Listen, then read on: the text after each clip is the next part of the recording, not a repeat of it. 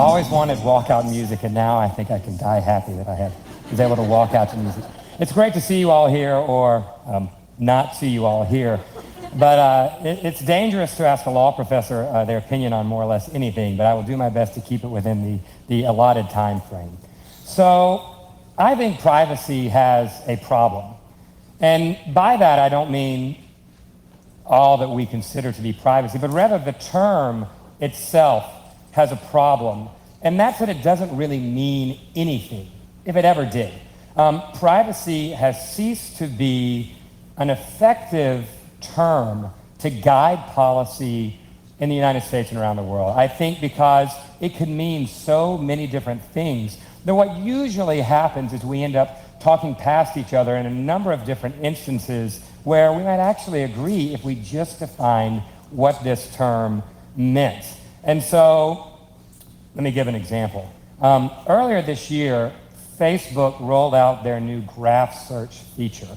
And I know that most of you are probably, certainly that are Facebook users, are probably now familiar with that feature. And initially, of course, as it happens anytime there's a new product rollout for any kind of social technology, the hands went up and people said, well, now there are going to be some privacy issues with this.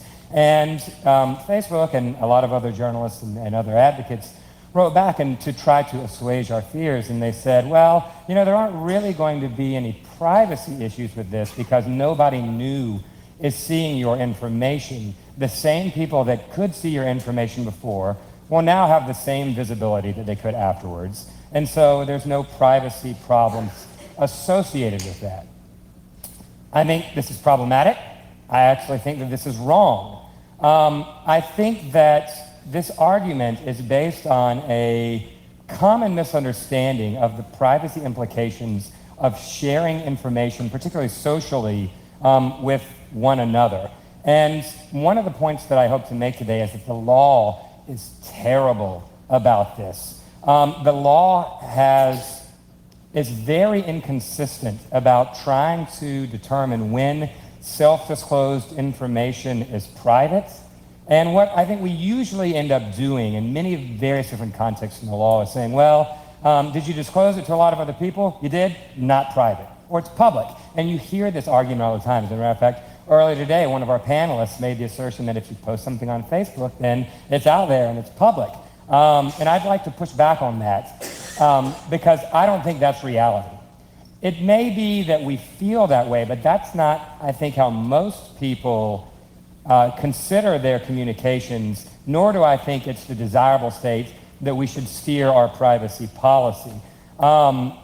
Because I think that there's a distinction between information that is theoretically accessible by some and perhaps universally consumed by a significantly larger group. So, and Jason actually brought up earlier today the Irving Goffman, and Irving kind of gets into a lot of this with, well, we disclose some kinds of information to some people, but we would wish to withhold that information from others. And one of the metaphors that's been used is kind of this front stage and the backstage, and we need a place where we can perform front stage and then let our hair down backstage, and where our front stage might be for some people, it could be different for other people. So, by a show of hands, and I do think I can make out hands here, how many here have personal information that exists somewhere online, but you are so thankful that it is not indexed by a general search engine like Google or Bing? Show of hands, just generally speaking.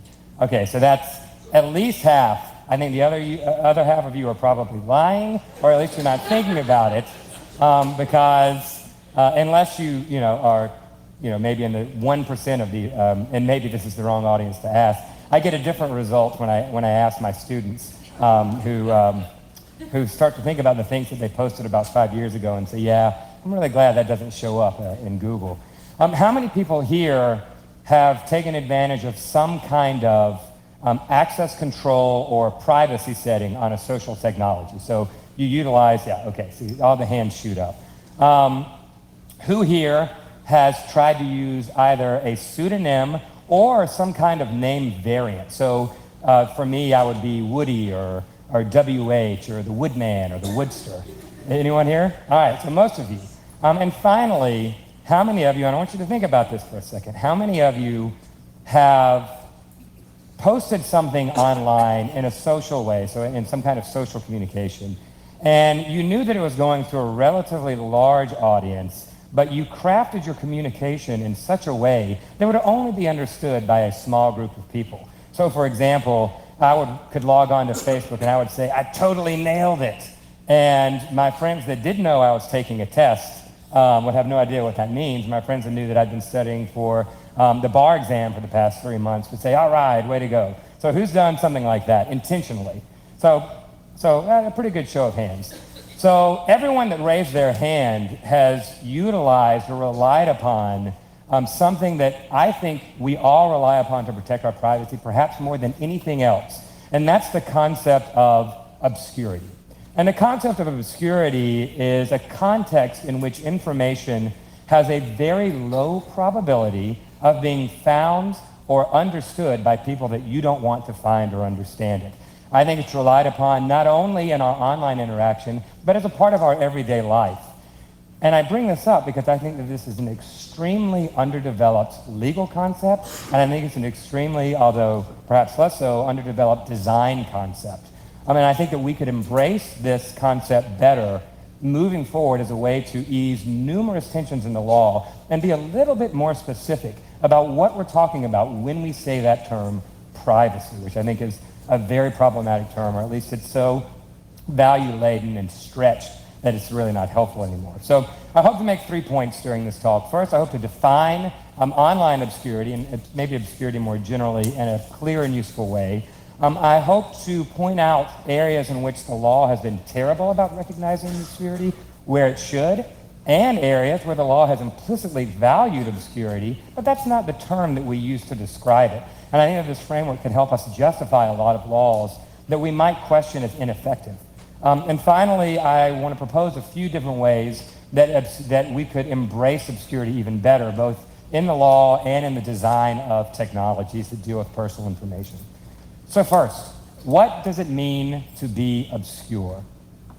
We experience the concept of obscurity all the time in our everyday life. Most of our daily experience is actually lived largely in a zone of obscurity, our social setting. So consider, for example, the plane ride that you took to get here. Can you remember the face of more than one person that was on that plane?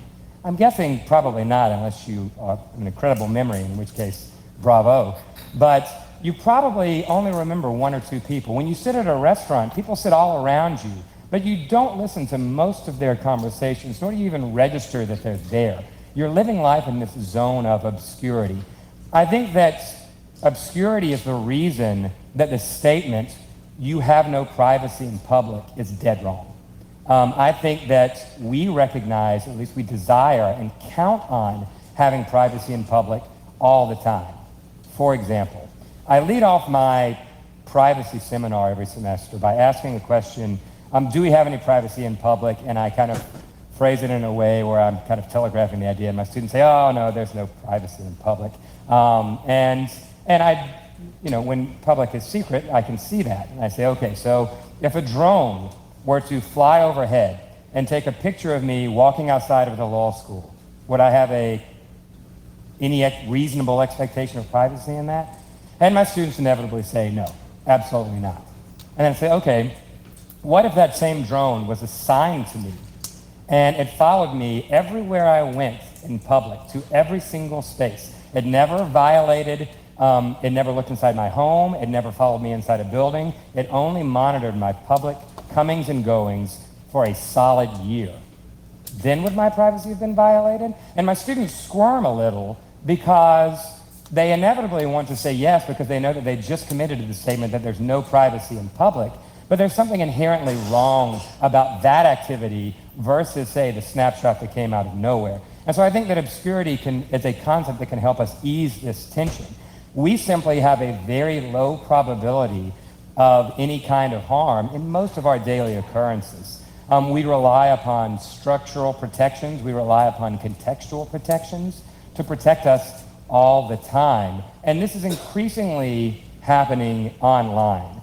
And so I think that it's a valued concept in the law in some instances, but the law does a very poor job of recognizing the value of obscurity in social technologies, because what we tend to do is fall back on the password.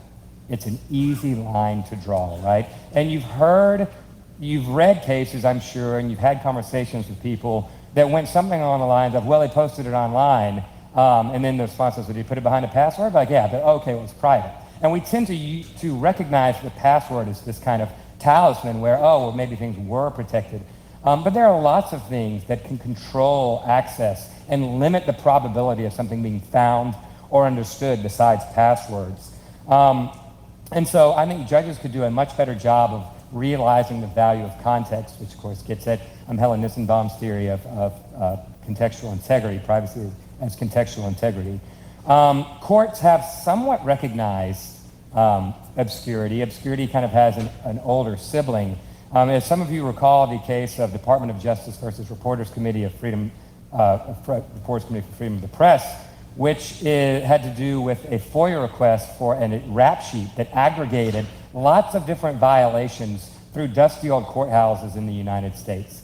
And that request was denied on personal privacy grounds because it was seen that trying to figure out whether someone committed a crime in lots of different places scattered throughout was very different than having information aggregated all in one place, because the structural protections and the transactional costs were so high as to make the likelihood that anyone would find that information very low.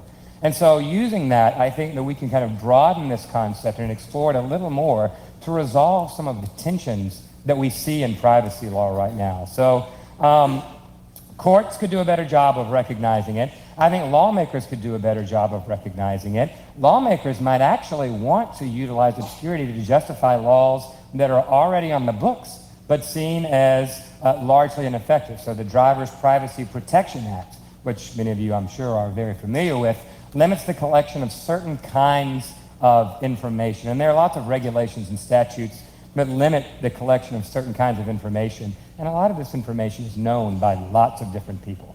Things like your home address, your zip code, other pieces of information that it's difficult to justify. So I have conversations with my mom all the time. It's like, your address isn't private. And in the abstract, it probably isn't, because you can find it lots of different places. But it could be justified as a way to protect the obscurity of information by making it more difficult to find or understand. Okay, so how do I define obscurity, at least in the online context? There are really 4 different ways. One is search, we use the lock and key metaphor. And it used to be that passwords were kind of the lock and key to privacy, but I think there are lots of different things that can make information more or less obscure. And so there are 4 factors, the presence of which makes information less obscure, and the absence of which makes information more obscure. So these things are search visibility. Can you find something either at the site level or at Google? If not, if it's dead to search, then it's kind of dead to the world, isn't it? At least as a general matter. Unprotected access, not just passwords, but encryption, privacy settings, visibility settings. I catch a lot of flack for protecting my Twitter account, and it's only for bots. I welcome all of you to follow. I'm trying to hide from bots, and I'm trying to exert a certain amount of control over basically generalized public access. So I decrease the likelihood of people finding. I'm not saying it's perfectly safe, but in many ways I consider obscurity to be good enough privacy. Identification. Do I use some kind of a name variant? If it's harder to link my identity to something, then I've got a greater probability of protection. So basically what I'm trying to do here is reduce the odds. If I post something online as Woody, that's better than Woodrow Hartzog, but certainly less good than WH, and certainly less good than a completely made-up pseudonym. And so there are degrees here. And finally, clarity. We produce obscurity as individuals all the time, and we might even know that that's what we're doing. But when I log onto Facebook and I say, it's positive, and you say, I have no idea what that means. Well, it only makes sense if you know that my wife and I are trying to conceive, and then you say, oh, great job, congratulations. And so how can obscurity be better implemented in the law? I think there are probably 3 different ways. So the first is we could try to ease up on what's been called the public-private dichotomy. Something's either completely private and it's completely protected and we're gung-ho about it, or it's public. And if you want any kind of privacy protection in it, too bad. I think that we can plot information along a continuum where something is either the most obscure or it is the most obvious. And it lets us, I think, get a more nuanced sense of how valuable this information is and how protected it should be. One of the things that I think we could explore is having agreements to maintain obscurity. Confidentiality agreements are extremely important for lots of different kinds of information. But there's lots of information that we might not mind you sharing with other people. We just don't want you to put it online. We just don't want you to associate our name with it. And so why not we try to engage in a few more agreements where we say, hey, buddy, I'll share this with you, but you got to promise not to make it less obscure than it is right now. And so don't put it online. Don't disclose it behind certain visibility settings. Don't associate my name with it. Don't provide any more information that will allow others to kind of decode the meaning for this.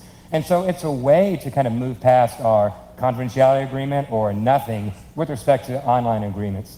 And finally, I think that obscurity could be a design strategy. So for those that are designing social technologies, we wrestle a lot with, well, how do we completely protect people when they want to disclose information to some but not others? And I think the goal should actually be to allow users to create their own obscurity, because it's something that we very naturally rely on, and it works for most kinds of information. I think that it's a mistake to try to value information as simply public or simply private. And so when we allow users to kind of create their own obscurity, I think that that's much more beneficial than when trying to design for maybe something else like confidentiality. All right, so in conclusion, I think that obscurity is a really important privacy protective state that has been virtually ignored in most aspects of the law, and it's something that could help ease a lot of tensions in our need to disclose information to some people, but not to all. So thank you very much.